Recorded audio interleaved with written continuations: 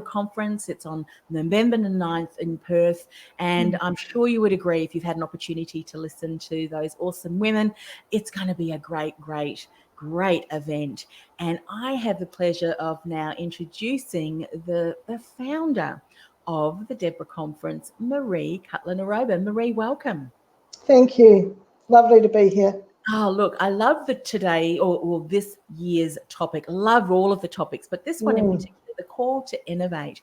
Share with us, if you will, how did you come up with that topic? How, whether you felt guided, obviously, but why is innovation so important, and why is it today this year's theme? So every year as I go to the Deborah Conference, I just wait on the Lord and just say, Father, what is your particular heart for the conference, in the coming year? And when I did that for this year's conference, the picture I saw was like in the heavens, like a whole lot of filing cabinets. And I'm just like, wow, Lord, what's in those filing cabinets? And I'm a bit of a systems girl, so seeing filing cabinets would frighten some people. But for me, I was like, wow, like what's in there? And as I just saw myself in that vision opening those filing cabinets, there was just plan upon plan upon plan. And I just felt God say, there's just so much that he wants to release, from the heavens into our businesses, plans and purposes that are innovative, systems, processes, ways of doing things, products and services to sell that are new and different, but are revelatory. Like they're not of the earth, they're of the heavens. And when things are a revelation and of God, the multiple effect that it can have. So we're not just selling soap or candle or our consultancy services, but we're doing it with that, imprint of God's hand. And it's just amazing what he will then do in terms of the doors that, will open, and the opportunities that will come, and speaking with customers and clients to talk about the Lord as well. And so that's where it all started from. And I'm also someone that, I'm curious, I love the new. I love discovering, like, what can we do next? And I remember, like, my mum often says to me, don't try and build Rome in a day, but I'm actually one of these people who tried to build Rome yesterday. Like, it just... And I just love it when we open up our heart to God and just say, what is it, Father, that we're to do in this situation or this process or this system or customer or client? And God can just reveal some insights into that. So that's where, it comes from, this whole theme of a call to innovate. I love that. And as you're sharing that, we were talking before we went live around the entrepreneurial spirit. And, and as I say that, for all of the entrepreneurs who are listening and watching, you know what that is. We don't need to explain what that is. Sometimes in business, there are times where there are different seasons. We know that in the Bible too, and in nature itself. And I think sometimes the greatest lessons that we've learned, and it's become even more apparent to me now when I look at nature and how we have the different seasons, and how, in some season we're planting the seeds, and then we're nourishing the seeds. Before we do that, even we need to till the ground, prepare the ground.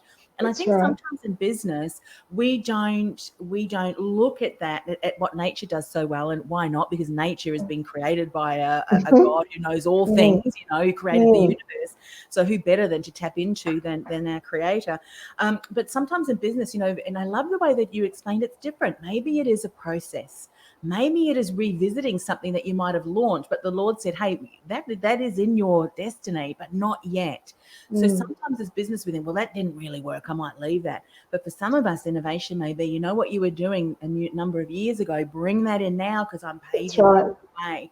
And that's different for all of us. But what I love about this conference is that we're surrounded by the like-minded people too. And I know that that's certainly a vision. Because sometimes when we're on our own, we can get in our own thoughts. I mean, sometimes it's good to be alone with the Lord. Share a little bit more about that community and the diversity of people that are coming to the event, which means we can brainstorm and have incredible insights from those people. So share a bit more about that too. Sure. So, there's nothing that I like more than, championing women in business, and particularly Christian women in business, to, go into that potential and that dream and those opportunities that God has for them, and just the power of the collaborative, the power of being together as a collective. And when you do get together with those like-minded women, it's like you don't have to provide your backstory or a context. You can just go straight into it. And the example I give is of my good friend here, Natasha, that's also going to be speaking at the conference. The other night, Natasha rang up to ask something, and accidentally 3 hours later, we finished on the phone.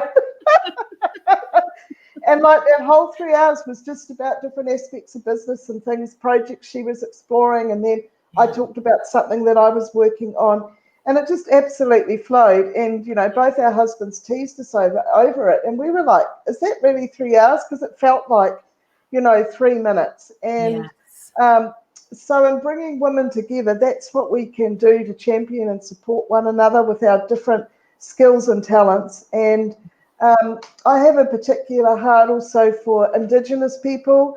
I'm married to a lovely Indigenous Fijian man myself, and so I really want to, as part of the Deborah Conference, a champion Indigenous woman, Aboriginal woman, and migrants and refugees that have come into our country and are wanting to start a business. I love diversity. I love different ethnicities. Psalm 2, God give us the nations. And so, a room of women, from different nations. We might all be living in Australia now, but just that diversity. Wow, just the that creative spark just absolutely flows. Yeah, it does. Yeah. One of the things I'd love you to speak into too, and I think Melissa, if I remember correctly, spoke about this a little bit. But sometimes as women we can compare ourselves to others, and I love how in the Bible it says, some people are the hand, others are the feet, others are the voice. So when we come together, it's important to do so, recognizing that each and every one of us has been blessed with a talent, with a skill, with a gift. That's right. And therefore we need to surround ourselves with other people like-minded who can support us in other areas, which I know is very much part of this vision too. Share a bit more about that, because often we can get stuck in that comparison, can't we? That's right. And particularly when we're working as solopreneurs, or we might just have, one or two freelancers that we use in our business, but it's just us. And so we're out there each doing our business, week by week. And if we often don't have time for phone calls or that face-to-face, so we look at social media and think, goodness, what's that person doing now, or where are they going next? And I'm only doing X, but they're already up to Y and Z. And so that doubt and that insecurity, which we all face a challenge with, and I think particularly, women face that challenge. We think, well, my business isn't good enough, or we're not necessarily getting as much momentum as someone else's. But to me, I have this, philosophy of like, the pie is big enough. Like, we don't need to all fight for the same piece of pie. And the hand of God is well able. Like, God's able to do exceedingly abundantly above that which we ask or think. So that's where we say, God, what is it?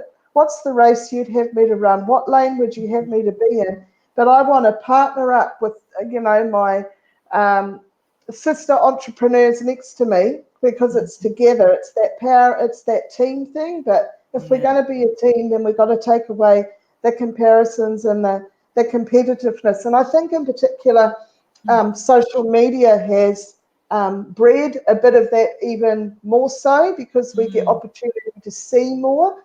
And so I know some people kind of cut their social media a bit because of that. But that's, again, I was just thinking, one of the challenges that I find being in business is that it really goes down to the deep level of the stuff that you think, gosh, I really got to work through that, And so I think that's wonderful. As an entrepreneur, you can allow God to just bring that healing in your own life with those insecurities or doubts that you might have, because mostly, every day you've got to put on your big girl pants. And some days I'm like, I just wish I didn't have to put my big girl pants on, figuratively and literally, mind you. Yeah. But that's the reality of being in business. You've got to be the bigger person. You've got to have the broader shoulders. You've got to have a bit of a, take a bit of a hit on the chin, like all those kind of sayings. But it's true, and I can't do that without God. Like I'm a bit of a sensitive, empathetic type person. So it doesn't take much to kind of give me a knock. And in God, I've really had to learn just to pull my socks up and get going again in business and not compare myself. Yeah, I love everything that you're saying and can totally agree. And I think everyone listening and watching can too, that we all have our different areas. And I can look back and see some of the most difficult challenges, in fact, that really had me question everything that I was doing through leaning on in him, leaning to him and asking for his direction and healing through that has become the biggest growth opportunity. And as we know, God wastes no opportunities. And sometimes through our decisions and sometimes indecision, we find ourselves in situations that we think, goodness, how did I get here? They can be our greatest Get me out of here. Yeah, that's right. They can be our greatest. Get me up, Scotty. One of the things that I know to be true, and this really just emphasizes what you're saying, is that often the marketplace says, do this. And I'll often notice what they're doing and I'll do the opposite. Everyone zigs, we zag, they zag, we zig. But I think as Christian entrepreneurs, we have to be mindful about what's happening out in the world from a kingdom perspective, so that, I'll often use an indication as to, well, if everyone's saying that, what does God say? And sometimes it's the simplest of things. The Bible story, was God in the wind? Was he in the thunder? Was he in the earthquake? No, he was in the tiny whisper. And often as business owners, we bombard ourselves. What next? What's the new learning opportunity? What I need to do, all things and be everywhere. Sometimes we just need to sit back and get one word from the Lord, and it can completely shift, because then it's now you're on the path that I had destined for you. It's true, isn't it? We can distract ourselves with a lot of stuff that the Lord goes, that's not for you because I haven't placed you there. Have you found that to be true too, Marie? Yeah, that's right. I've just been meditating this week on that verse, be still and know that I am God, because you can get yourself involved in a lot and be juggling a lot, and you're just like, oh, what am I supposed to do here and there? And you just got to still your heart before him again and say, okay, God, what's the next step? What's the next direction? What thing do I need to emphasize at the moment? What do I need to put on that, the back burner for a while? Because like you were saying before, sometimes it's the timing, because again, that entrepreneurial spirit, and when we've got like that pioneering anointing upon us, like when we're going ahead, again, we can be running ahead and we can look behind and think, oh, okay, God, maybe I'm not supposed to be quite up here yet. But other people he's called to be in that way. So constantly you just need to have that ear to hear what it is that that God is saying. And wisdom's another, sorry, I'll just turn good old phones. Right. That's God calling, saying, yes, Marie, yes, this was the message you needed to share. That's right. Just asking for that heavenly wisdom, because there's just there's so much that you can do in a day, but we've got to, like I just finished listening to, Sarah's interview with you, and, she talks about, that sustainability we have to have in business, and we can't run ourselves ragged. So, having that ear to hear what he's saying and applying that to each of our projects or whatever it is that he's got our hand to at the moment. And because we can't be all things to all people. And sometimes it's a call to simplify what you're doing in business, making it less complicated. And, Anne-Marie, that's innovative in itself, because that's going against the norm that says should have multiple, like I just did a business session workshop last week, and I talked about multiple streams of income. But then I said at the end of that session, but you can't have multiples of multiples, because then you're getting confused as to what's what. So sometimes it could be just, Lord, for the next 3 months, what particular income stream should I focus on? And what are the 3 things I need to consistently do each day to build momentum for that income stream? Yeah. Brilliant. Something that you said in that, and I think it's going to be so beneficial for everyone to come to the conference for all the reasons that you've said. But you mentioned, you know, for us who have been blessed with a pioneering spirit, I mean, that's often mean, how often do we get an idea, we race ahead, everything's mapped out, and we turn around, and or we ask God, please bless it. And he's probably standing back at the crossroad. He says, actually, no, we needed to go that way. I mean, how often does that happen? Yeah. But what I have learned, and it's an ongoing, well, I was going to say battle, but you know, for me, it's actually become a, all right, Lord, reminding me to, okay, this is my idea. Now I just need to sit still. What does the Lord say about that? And have I got permission to run because it's in the right place? But what that reminds us of, and this is what I wanted to say, and it speaks into everything that everyone who's already been on to share what they're talking about. How has God made us in as far as our character and our approach? In some of us, we do like to run ahead, and that can often be a gift, it's a strength, but it can also become a weakness if we run too quickly. Some of us love to analyze. Analyzing is good, but some of us get stuck into analysis paralysis. We still also trust. That's right. Yes. If we realize what is our strengths and can we play from those strengths, Yeah. God can bless us if we're leaning into it. And vice versa as well. And so when we look at other people's approach, well, I wish I was more like that. Don't say that, because then you're actually negating how God has created you to be. And when we realize that and we align it with the way he wants us to go, that's when you can open doors and close doors that perhaps we've been trying to open for the last, I don't know how many. Yeah. Stop that door. That's not for you. That's God, right. I've just been blessed through speaking with you again today, and all of the other speakers, and it's just Thanks, a Anne-Marie. snippet of what is going to be covered at the Deborah Conference. So a call to innovate. Go and grab your ticket or tickets if you've got a business partner or you've got another woman in business who's a Christian and you know that there are big things ahead of her. Invite her along, thedeborahconference.com. I know, Marie, you've so graciously extended a special offer if they use the code word RAIN, RAIN. It is going to rain prosperity, rain, abundance in 2020. The Deborah Conference is the place that we need to be able to also establish those wonderful relationships. And I can't wait to see and hear from you again. I know you're opening the conference with another wonderful presentation. Still got the notes that you shared from last year, as well as many of the other. And I know that if the Deborah Conference this year is half as good, and I know it's going to be even better, we're in for a real treat. So we'll see you the 9th of November, Marie. Lovely. Thank you, Anne-Marie.